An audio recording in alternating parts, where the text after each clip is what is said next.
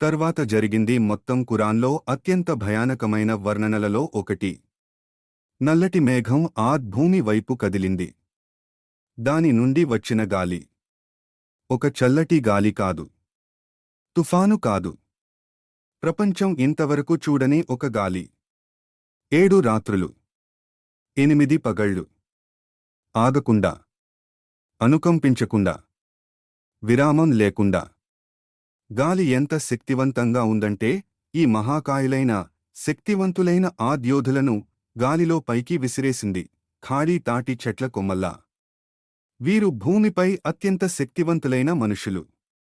మనకంటే బలవంతులు ఎవరు అన్న వీరికి ఇప్పుడు గాలి సమాధానం చెప్తోంది.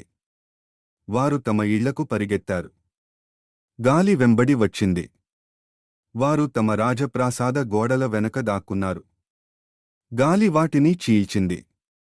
వారు తమ బురుజుల్లో ఆశ్రయం తీసుకున్నారు. బురుజులు పడిపోయాయి. వారు నిర్మించిన అన్నీ, వారి గర్వం, వారి వారసత్వం, వారి నాగరికత 8 రోజుల్లో శిథిలాలైంది. ఖురాన్ చెప్తున్నది, వారు ఖాళీ ఇంటి చిప్పల్లా మిగిలిపోయారు, లోపల ఏమీ లేదు. వారి శరీరాలు నాశనమయ్యాయి. వారి ప్రాణాలు పోయాయి. మిగిలింది ఇసుకలో శిథిలాలు. మనకంటే బలవంతులు ఎవరు అన్న జాతిని గాలి చెరిపేసింది.